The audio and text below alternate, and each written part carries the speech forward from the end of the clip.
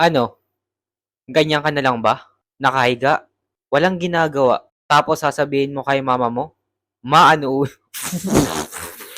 ma, ano ulam?" So, kidding aside mga kaibigan, what if isipin mo na mamamatay ka na bukas at ngayong araw na lang para gawin yung mga gusto mo sa buhay. Gawin mo yung mga bagay na gusto mong maranasan. Kasi balang araw, baka pagsisihan mo na hindi mo ito ginawa. Kasi maraming tao na gustong bumalik sa nakaraan nila para itama yung mga mali nilang ginawa o yung mga hindi nila ginawa. Kaya ito na yung chance mo para gawin yun. Kasi paano kung mamatay ka? Lahat tayo mamamatay. Gusto mo bang pagsisihan mo yung mga bagay na hindi mo nagawa? Kaya ngayon pa lang, gawin mo na.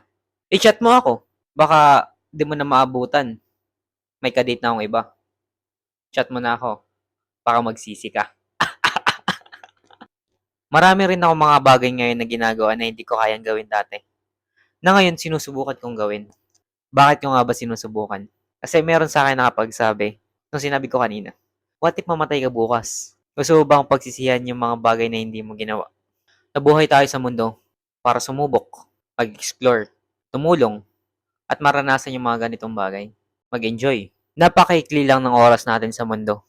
Kaya sana wag nating sayangin to dahil lang sa pagiging mahiyain natin. Sumubok tayo ng mga bagay-bagay. Kahit na nakakatakot.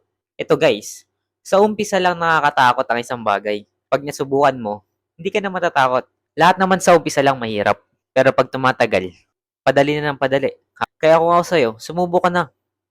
Subukan mo yung mga bagay na gusto mong gawin na hindi mo pa nagagawa. Hindi mo pa nagagawa dahil wala kang lakas ng loob.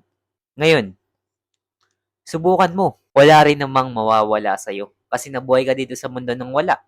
Mamamatay ka rin ng wala. Pero, yung mga na-experience mo, sulit na yun. Siguro hindi ko kayo na-motivate. Siguro nainis ko kayo. First ever video ko to nang nag-motivate ako. Kasi yung mga content ko naman dito sa TikTok, YouTube, Facebook, puro trip-trip lang. Actually, ngayon nahihirapan din ako. Kasi first time ko pa nga lang yung ganitong pagsasalita sa camera ng mga gantong mga salita. Hindi mo kasi ako ganito magsalita. Hindi ako mahilig magsalita guys kung alam nyo lang. Isa lang ako napakatahimik na tao.